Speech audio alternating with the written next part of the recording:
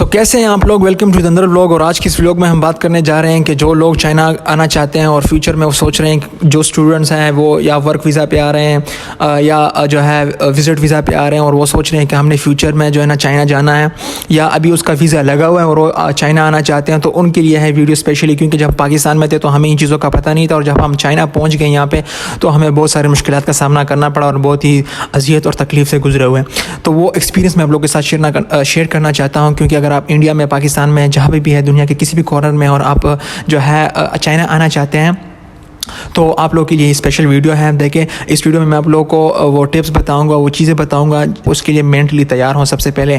तो आप अगर उसको तैयार करते हैं अपने मुल्क में और चाइना पहुँचें तो आपके लिए 95% 90% बहुत ही आसानी होगी।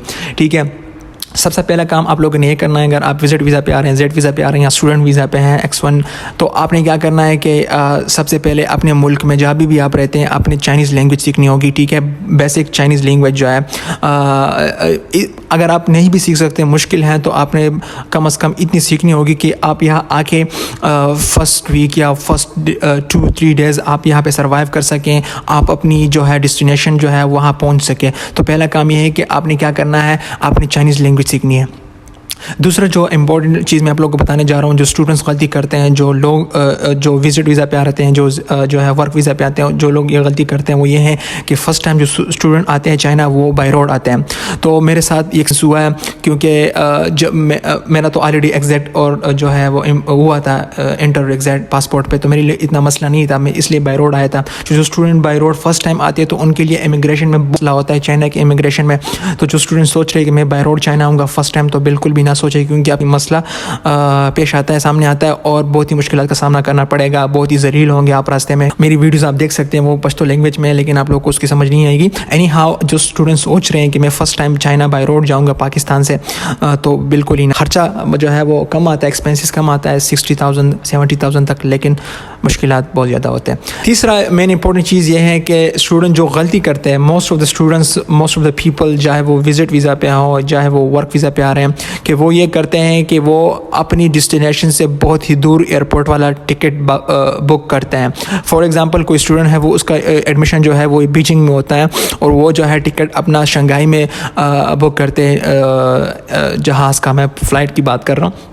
तो वो शंघाई से जब बीजिंग जाएगा तो उसका अपना अलग ख़र्चा होगा, और 7-8 घंटे बुलेट ट्रेन में जो सबसे उसका स्पीड तेज़ होता है उसमें फिर वो सफ़र करते हैं, तो बहुत ही वो होता है, मुश्किल होता है। इसलिए आप जो है वो सबसे पहले अगर बाई एयर आते हैं तो आपने जो है सही तरीके से अपनी सिटी के बारे में इंफॉर्मेशन कलेक्ट करें, अपनी यूनिवर्सिटी के बारे में इंफॉर्मेशन कलेक्ट करें, और उसके बाद जो है आप सही वाला एयरपोर्ट जो है वो चूज़ करें जो आपकी यूनिवर्सिटी के करीब हो। बहुत सारे स्टूडेंट जो है वो ये गलती करते हैं और फिर बाद में पछताते हैं। उसके बाद जो है जब आप एयरपोर्ट पे जो है लैंड करते हैं, जो मुश्किल काम होता है स्टूडेंट्स के लिए और बहुत ही वो जो कंफ्यूज होते हैं, वो ये है कि आपने एक्सचेंज किस तरह करना है। आपने साथ जो है वो ना लेके आए पाकिस्तानी करेंसी, क्योंकि यहाँ पे एक्सचेंज नहीं होता। और I have been through this, और मुझे पता है, उसका एक्सपीरियंस हुआ है, क्योंकि मेरे दोस्तों ने पाकिस्तानी PKR जो थे वो अपने साथ लेके आए थे करेंसी, और बाद में वो पिछता रहे थे, क्या कर रहे थे, उसको रो रहे थे क्योंकि एक्सचेंज नहीं हो रहा था। मैंने एक बार ट्राई किया था, हो गया था, लेकिन बाद में वो नहीं हो रहा था। एयरपोर्ट के जो एक्सचेंज होते हैं मेन एयरपोर्ट पर, तो बाहर की भी बात नहीं कर सकते। तो एक्सचेंज में सीन यह है कि आप अपने साथ जो है 1000 to 2000 RMB कैश में लेके आएँ। ठीक है, ये बहुत ही ज़रूरी है। और उसके बाद जो है मैं दूसरा जो चीज़ एयरपोर्ट में होता है वो है सिम कार्ड। ठीक है, सिम कार्ड का ये सीन है कि आप एयरपोर्ट में बिल्कुल भी सिम कार्ड ना लें, क्योंकि बहुत एक्सपेंसिव होता है। मैं गारंटी के साथ कह सकता हूँ आप लोगों को कि चाइनीज़ आर वेरी हेल्पफुल, और आप जो है उस चाइनीज़ की हेल्प के थ्रू आप अपनी यूनिवर्सिटी, अपनी डेस्टिनेशन पहुँच सकते हैं। ठीक है, जब आप अपनी यूनिवर्सिटी डेस्टिनेशन पहुँच जाते हैं तो वहाँ आप अपनी सिम ले लें, और वो बहुत ही फ़ायदेमंद होता है। क्योंकि आप अगर अपनी यूनिवर्सिटी में सिम लेते हैं 100 युआन का मिल जाता है। ठीक है, नॉर्मली 120 तक RMB तक मिल जाता है। जो एयरपोर्ट होता है उसमें बहुत ही महंगा होता है, 400 300 यहाँ तक मिलता है।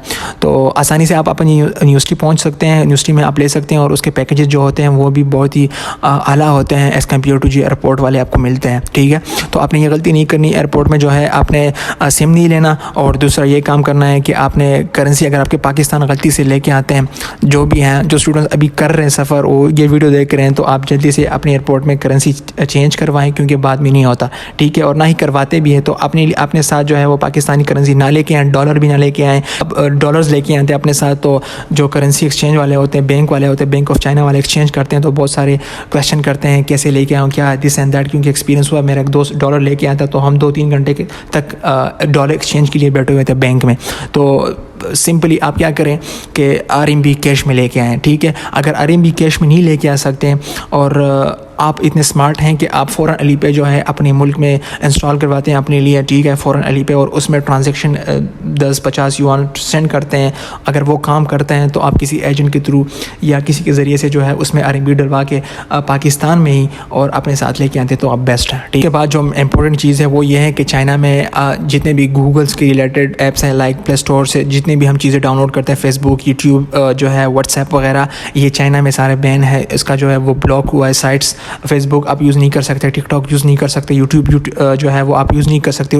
तो इनको यूज़ करने के लिए आपने VPN अपने मोबाइल में इंस्टॉल करना होगा चाइना आने से पहले, क्योंकि चाइना में आप कोई चीज़ जो है वो इस्तेमाल नहीं कर सकते, ठीक है। सिर्फ चाइनीज़ ऐप आप इस्तेमाल कर सकते हैं। तो इसके लिए आपने VPN डाउनलोड करना होगा अपने मोबाइल में पाकिस्तान से आते हुए। फ्री VPN भी है आप लोगों को, उसका जो है वो डिस्क्रिप्शन में वो भी दूंगा नेम वगैरह, जो फ्री VPN है, बेस्ट VPN जो आप चाइना में फ्री यूज़ कर सकते हैं। अभी तक मैंने चाइना में VPN बाय नहीं किया, बहुत सारे लोग जो है वो पेड लेते हैं, लेकिन मैंने अभी तक फ्री 1 साल हो गया मेरा या चाइना में, और मैं फ्री यूज़ कर रहा हूँ यहाँ पे। तो मैं आप लोगों को रिकमेंड करूँगा, बेस्ट VPN है, ठीक है। तमाम ऐप्स का एक्सेस हासिल कर सकते हैं, टिकटॉक वगैरह जितने भी सोशल मीडिया हैं, फॉरेन अमेरिकन जो ऐप्स हैं उसको आप यूज़ नहीं कर सकते without VPN। Point number 6 is about food जो है चाइना का वो बहुत ही डिफरेंट है, और हर प्रोविंस का अपना एक फूड का टेस्ट है। और जब मैं पहली बार आया था और जब पहली बार आप भी आएंगे तो 1 हफ़्ते तक आप कुछ भी नहीं खा सकते चाइना का, ठीक है, क्योंकि एक स्मेल्स आता है यहाँ के जो फूड होता है, और आप बिल्कुल उल्टी आती हैं आप लोगों को, क्योंकि मैंने ये फ़ील किया हुआ है, एक्सपीरियंस हुआ है। और जितने भी स्टूडेंट फ़र्स्ट टाइम चाइना आते हैं तो उनको एक स्मेल सी फील होता है, और जो बहुत ही मुश्किल होता है। उस टाइम मैं बाहर ही निकल सकता था उस टाइम जब मैं चाइना आया था, क्योंकि एक अजीब सा स्मेल था, हर चीज़ की तरफ से स्मेल आ रही थी मुझे, और मैं बिल्कुल वो हो गया था, रोना आ गया था कि मैंने कहा ये कहाँ गया हूँ, क्योंकि जो स्मेल है यहाँ पे तो बहुत ही अजीब तरह का है। फिर तो हम उसके साथ फेमिलियर हो गए हैं, तो अभी जो हम भूखे होते हैं तो हम कीड़े भी खाते हैं, उसका वो इतना टेंशन नहीं होता। तो अगर आप फर्स्ट टाइम आ रहे हैं तो आप लोगों के माइंड में ये चीज़ होना चाहिए कि जब मैं चाइना आऊँगा तो यहाँ का जो फूड है मेरे लिए बहुत मसला होगा। तो क्या करना है, आपने 1 हफ़्ते के लिए आपके जो यहाँ का फूड है उसके साथ फेमिलियर होने तक आपने अपने साथ ड्राई फ्रूट लेके आना है, फूड लेके आना है, पाकिस्तान से ड्राई फ्रूट ज़्यादा लेके आना है, ठीक है, क्योंकि बहुत ही फ़ायदेमंद है। जब आप यहाँ आते हैं तो फर्स्ट वीक अगर आपके साथ कोई नहीं है, तब मैं आपके लिए बता रहा हूँ, कोई दोस्त वगैरह है, रिलेटिव है, तो फिर आसानी है आपके लिए, क्योंकि वो पहले से चाइना में होगा तो उसको सब कुछ पता होगा। लेकिन अगर आपका कोई दोस्त वगैरह चाइना में नहीं है और आप अकेले हैं तो आप इन चीज़ों को, इन बातों को जहन में रख के फिर आइए, ठीक है, वरना बहुत ही मुश्किल का सामना करना पड़ेगा आपको। तो ड्राई फ्रूट अपने साथ बहुत लेके आइए, ठीक है, क्योंकि यहाँ का जो फूड है वेरी स्ट्रेंज, जो बहुत ही डिफरेंट है। जो बर्गर, पिज़्ज़ा वगैरह पाकिस्तान, इंडिया वगैरह में लोग खाते हैं, ठीक है, वो टेस्ट यहाँ पे बिल्कुल भी नहीं है। पिज़्ज़ा सब कुछ, बर्गर मिलता है, लेकिन वो टेस्ट नहीं है। अगर आप यहाँ पे ख़ुद अपने लिए बनाते हैं तो उसका टेस्ट थोड़ा सा वो आता है पाकिस्तानी खानों का, तो लेकिन अगर चाइनीज़ आपके लिए बनाते हैं तो उसका वो टेस्ट नहीं है। और हराम और हलाल का भी बहुत ज़्यादा इशू है यहाँ पे। मुस्लिम रेस्टोरेंट जो है वो बहुत ही कम है, और बहुत ही कम प्रोविंस में वो मुस्लिम रेस्टोरेंट्स आप लोग को मिलेंगे, लेकिन फिर भी उसमें वो जो खाने नहीं मिलेंगे जो आपके पाकिस्तान में, इंडिया वगैरह में मिलते। 7वां इंपॉर्टेंट पॉइंट ये है कि आप अगर पाकिस्तान में हैं और आप सोच रहे हैं, एज ए स्टूडेंट सोच रहे हैं कि मैं चाइना मूव करूंगा, तो आपने HSK के बारे में इंफॉर्मेशन हासिल करना चाहिए आप लोगों को, क्योंकि चाइना में सारा जो है वो HSK का सिस्टम है, ठीक है। जिस तरह हम यूरोप जाते हैं, ठीक है, यूरोप में अप्लाई करते हैं यूनिवर्सिटी के लिए और वहाँ से डिग्री लेते हैं, तो उसके लिए क्या है, आइल्स ज़रूरी है, टॉफिल वगैरह, डुओलिंगो, ठीक है। लेकिन चाइना में जो है अगर आप डिग्री लेना चाहते हैं और यहाँ से ग्रेजुएट होना चाहते हैं तो आपने यहाँ का जो चाइनीज़ लैंग्वेज कोर्स है, टेस्ट है सॉरी, तो उसको पास करना पड़ेगा। यूनिवर्सिटी की जो है ना HSK3, HSK4, HSK5, HSK6, तो फिर वो मास्टर की बात चली जाती है ना। लेकिन बैचलर की मैं बात करूँ तो HSK4, ठीक है, वो पास करके आप यहाँ से ग्रेजुएट हो सकते हैं, डिग्री ले सकते हैं, ठीक है। तो सीन ये है कि अगर आप अपने मुल्क में हैं और सोच रहे हैं कि मैं 1 साल बाद चाइना आऊँगा, 2 साल बाद, तो अभी से आप प्रिपरेशन शुरू करें HSK के बारे में, क्योंकि यहाँ पे सारा सिस्टम HSK का हो जाता है। और अगर आपको चाइनीज़ आती है चाइना में, मैं गारंटी देता हूँ 95% आपके काम ऐसे होंगे जैसे आप हैरान हो जाएंगे कि व्हाट्स गोइंग ऑन। तो बहुत ही आसानी होती है अगर आपको चाइनीज़ लैंग्वेज आती है, लिखने में भी आती है, बोल भी सकते हैं, आप रीड भी कर सकते हैं और सुन भी सकते हैं, तो मैं गारंटी के साथ कह सकता हूँ कि आप चाइना में बहुत कुछ कर सकते हैं अगर आपको चाइनीज़ आती है। आप बहुत पैसा कमा सकते हैं अगर आपको चाइनीज़ आती है। इंपॉर्टेंट पॉइंट जो है वो स्टूडेंट्स पूछते हैं और उनको माइंड में ये होता है, बहुत सारे जो एजेंट्स होते हैं उनको ये बात बताते हैं कि आप चाइना जाएंगे तो आप काम करेंगे, इंटरनेशनल स्टूडेंट्स होते हुए आप जो है स्टूडेंट वीज़ा पे आप काम करेंगे। तो ये जो है स्पेशली पॉइंट उन स्टूडेंट्स के लिए जो सोच रहे हैं, या कोई जो है वो विज़िट वीज़ा पे आ रहे हैं और ये सोच रहा है कि हम चाइना जाते हैं तो वहाँ पे हम जो अपना वीज़ा है वर्क में तब्दील करेंगे, उसको इस तरह करेंगे। हम स्टूडेंट वीज़ा पे जा रहे हैं तो हम जो है वर्क वीज़ा में करेंगे। तो इस तरह का कोई सीन नहीं है कि स्टूडेंट यहाँ पे आता है और फिर उसको वर्क काम करता है चुपके से। बिल्कुल चाइना का जो कानून है वो बहुत स्ट्रिक्ट है, हर जगह पर कैमरे लगे हुए होते हैं और आपकी निगरानी होती है, आपके पीछे बहुत सारे लोग जो है लगे होते हैं, लेकिन आपको पता नहीं होता, ठीक है। चाइनीज़ जो जितने आपको वो नज़र आते हैं हेल्पफुल, उतने वो जो है स्मार्ट भी है, इंटेलिजेंट भी है, ठीक है, लेकिन आपको बताती नहीं है कि हम क्या कर रहे हैं। अगर आपको काम करते हुए वो पकड़ते हैं तो आप डिपोर्ट होंगे और आपको सज़ा भी यहाँ पे दिया जाएगा। तो आप as a international student China में काम नहीं कर सकते, इलीगल है। काम कैसे कर सकते हैं? आप किसी प्रोफेसर के साथ, जो आपका प्रोफेसर होगा, आपका टीचर होगा, जब आपको चाइनीज़ आती हैं तो आप उसकी हेल्प कर सकते हैं स्टूडेंट के साथ। तो वो आपको मंथली 2000 RMB, 1500 RMB, 1000 RMB दे सकते हैं, ठीक है। आप इनसाइड द कैंपस काम कर सकते हैं, आप ऑनलाइन काम कर सकते हैं, ठीक है। आप जो फैक्ट्रीज़ हैं उसको विज़िट कर सकते हैं वोकेशंस में। अगर आपका कोई अपना ज़ाती इंडिविजुअल्स काम है तो उसको आप कर सकते हैं, ठीक है। उसके बाद आपको जो यहाँ का क्या है मौसम है उसके बारे में पता होना चाहिए। यहाँ का जो मौसम है आलमोस्ट ठंडा होता है, क्योंकि यहाँ पे 9 to 8 months विंटर सीज़न ही रहता है, ठीक है। तो आते वक्त आप अपने साथ जो है 2-3 जैकेट लेके आइए। अपने कल्चर के जो क्लोथ्स होते हैं, पेशावरी चप्पल वगैरह हैं, तो अपने जो कल्चर के मुताबिक चीज़ें लेके आएँ, क्योंकि जहाँ पे कल्चर्स फंक्शन होते हैं तो उसमें पहन के बहुत ही मज़ा आता है, ठीक है। इसके अलावा अपना बैग जो है सामान से ना भर के लाएं, क्योंकि कपड़े शूज़ वगैरह मैं लोगों को देखता हूँ अपने साथ लेके आते हैं। लेकिन चाइना जो है वो इम्पोर्टेंट हब है, यहाँ पे सब कुछ मिलता है, बहुत ही सस्ता मिलता है। कपड़े वगैरह जो है आप शॉपिंग कर सकते हैं यहाँ पे, लेकिन आप आते वक्त अपने साथ इतनी चीज़ें लेके आएँ ताकि 1 महीना या 2-3 हफ्ते आप यहाँ पर सर्वाइव कर सकें। जब तक आपको इन चीज़ों की समझ नहीं आती, आपकी चाइना का जो माहौल है उसका समझ नहीं आता, तब तक आप सर्वाइव कर सकें, ठीक है।